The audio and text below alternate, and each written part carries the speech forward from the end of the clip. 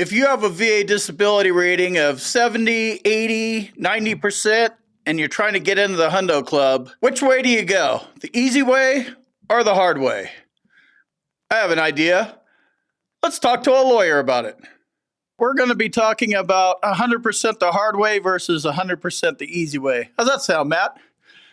That sounds good. I mean, but you're trusting a lawyer to do math. So that's everybody understand that before we jump in. Yeah, yep, and VA math at that. So, yeah, basically, I talk about VA unemployability, TDIU, as do you, and I don't think we can talk about it enough. Let's just kind of focus on people that are, 70, 80, 90%, and they know they deserve to be at 100. They're just, whatever, we don't pay for this, we don't pay for that. That's pyramiding. That strategy, that's my boot camp. That's what I talk about. I preach it and I teach it. You need a doctor that can help you with a Nexus letter.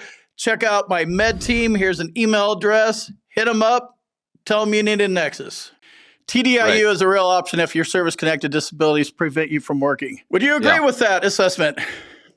I'm going to agree with you for once. It's the holiday season. I'm going to be charitable. I'm with you. You're being generous. You even showed up. You got your headset on. You got your hair combed and shit. This whole different ballgame. One of the pieces about this is the vocational expert, and that's kind of what I wanted to focus on. So normally, let's back up because usually you jump way the hell ahead. All right, so let's talk about easy way, hard way. Okay, you were talking about vets with 80%, 90%. These are the guys I see all the time. They're saying, "Hey, I just want to get 100% so I can get, as you said, all these other benefits to which they're entitled." But I kind of think of 80%, 90%. It's like a football game. You get inside the 10, and the other team gets a 15-yard penalty, but you only get halfway to the goal. And then you get another penalty on those bastards, and you get halfway to the goal. And it's like you're getting closer, but you never get there. And that's how VA math screws vets up, and they don't know it. And VA gets them chasing after what I consider the wrong thing. So let's just do a little math here. Okay, let's say you get all your combined ratings and you're 88%. Okay, that's going to round up to 90. Well, let's say you pop another 50 on top of that. Let's say you get a sleep apnea rating for 50%. Still at 90. You know what? Yeah, still a 90 because that's going to get you, I think, rounded up to 94%, which gets rounded down. So it's like the closer you get, the harder it is. To get to if you are a straight 90, you still got to find another 50% rating. And if you are a 90% rated, that means you got a lot of stuff going on, and they probably caught all the big things. So, going back to Greg said, it's like this is the hard way. If you are trying to get this and that and this and that to get up to 100, you can do it for sure. But the VA is going to make you pay for it, pound of flesh at a time, and most likely cut off past due benefits you're entitled to. Yeah, so, they're going to be taking them away just as quickly as that one crucial point, like, oh, you don't have that anymore, or whatever. Yeah, exactly. They're going to be looking ways to save money for them, frankly, keep your money. And so, the closer you get, the harder it is. But back to what Craig was saying, it's like the unemployability.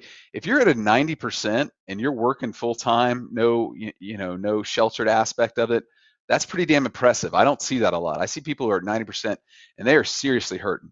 And so that goes back to unemployability.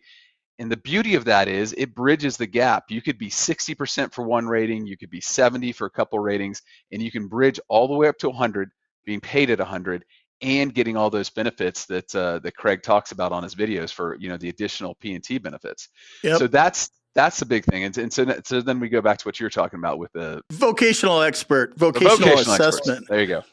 So basically you're at one level of 90, either 85, 86, 87, 88, 89, rounded up to 90 or 91, 92, 93, 94, rounded down to 90. It's all 90 and it's all hard. Getting a vocational expert involved, what can a vocational expert do that the VA doesn't really have a response for, other than they don't have a vocational expert to rebut you ever, right? Yeah. Well, let's talk about first what they can't do, because this is important. Okay. The name of the game, ladies and gentlemen, is strategy. Strategy is what I teach in my boot camp. Check that out.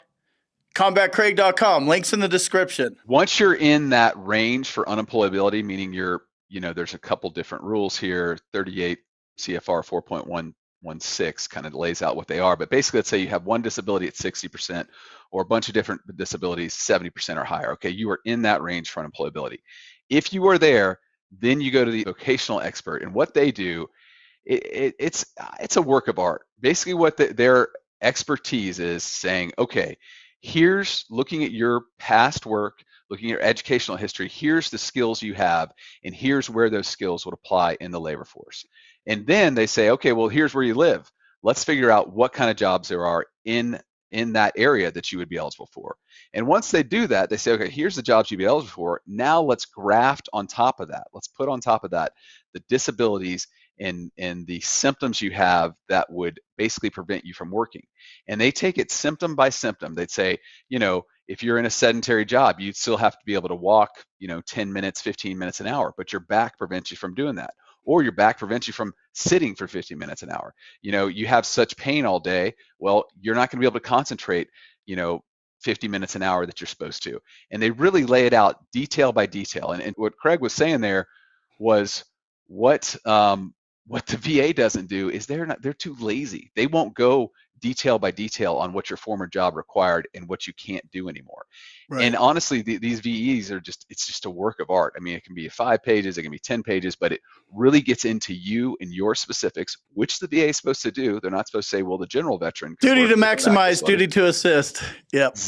Exactly. And so you get one of these in your record, and are you going to get denied at the RO? Probably.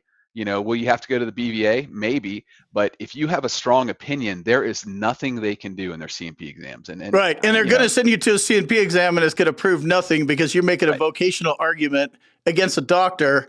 And this is a good segue. So the doctor, and I was just talking about this last night in my boot camp with somebody, and I just never really thought about it this way. So the doctor will put a 10-pound lifting restriction on you. Right. They just pull that out of their ass.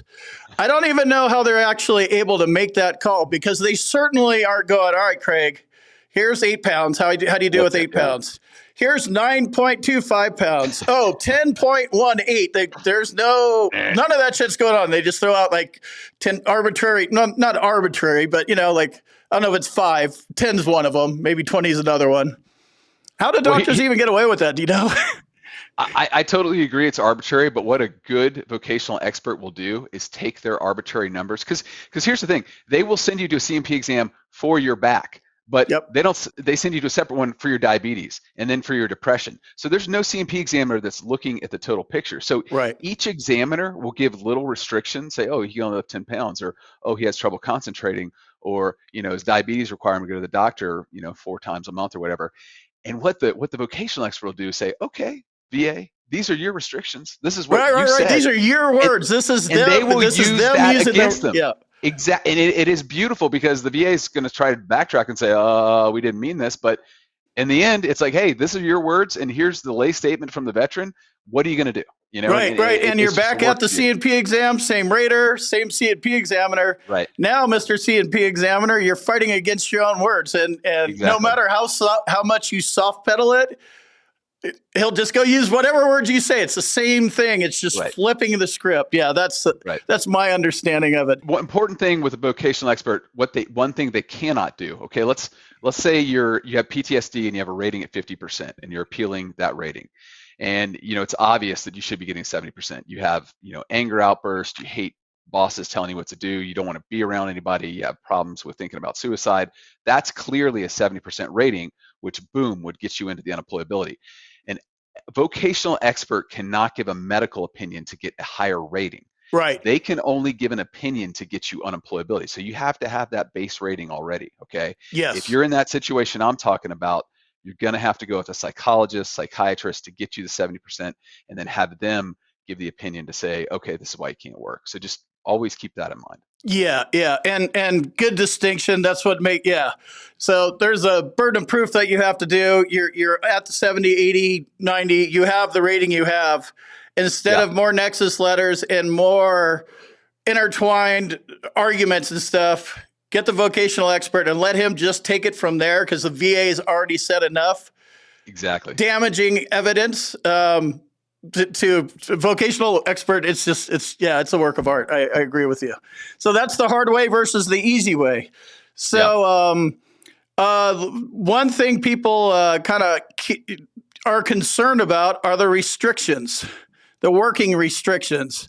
My argument is, just from living this my whole life and getting fired from every single job I've ever had since in my adult life, like, dude, you're never working. Like, you're kidding yourself. You're barely holding it together. Like, in the long run, you're going to unravel. That's basically why this is there.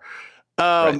What are your thoughts on the when you get confronted with that, like, I don't want to go the TDIU route because I want to be able to work or whatever? Yeah. I get a lot of younger vets coming to us saying, hey, I don't want to be TDIU. I don't want to work. And then I look at their past, they get out of service 3 years ago. They haven't worked since then. And I'll say, look, with those folks, they're young. I get it. They want to be able to be in the environment, the work environment. And what I will say to them is say, let's process this claim for TDIU. Meanwhile, if you want to go try work, great. But they owe you benefits going back because you haven't worked because of this. And at the end of the day, if we get them the benefits, they get the retro, and at that point they get a good job that they can take, great. They tell the VA, I don't want, they don't want that TDIU benefit, and they go to work. Now, for the vets you're talking about, kind of like in your scenario where they already have the IU and they're like, well, I want to be able to work, or what are the restrictions? If you work and it's under the poverty line, you can do that. I mean, this is just another one of VA's misnomers. Unemployability doesn't mean you can't work. It just means a couple things. You're under the employment line. You're self-employed. Okay. You're your own boss. You feel like working today. You don't feel like working tomorrow. You don't take crap from anybody. You make your own schedule. Well, if we were to take you making your own schedule and say, well, how would that work in the competitive environment for you working for somebody else? Pretty pathetically, right? Yeah, it ain't going to work at all. Right. And so there are things you can do. You can work. It's not like Social Security disability. You're either working or you're not. Right. But yeah, you can't go out, do a full-time job, have no restrictions at all. At that point, the VA would come after you. But, you can always drop it too. Let's say you feel better, you're in a better situation, you go back to work. I say go back to work because, if you're just, you're just collecting unemployability, and especially when you're young, that's not what you want to be. But it's the bird in hand concept, right? You got yourself up to 80, you can't move anymore. Get TDIU, put it in your pocket and try it out and see how it feels in there. And if a year from now, somehow you magically improve, which guess what, youngsters, it doesn't get better with age, but whatever, I get it. Give it a shot. And then if it doesn't work out, you still have the TDIU thing. And that's a good distinction too. Good advice is get yourself into a protected environment if you're going to do this test. So don't go get a W-2 job. Start your own business. That strategy, that's my boot camp. That's what I talk about. I preach it and I teach it. You need a doctor that can help you with a Nexus letter. Check out my med team. Here's an email address. Hit them up. Tell them you need a Nexus.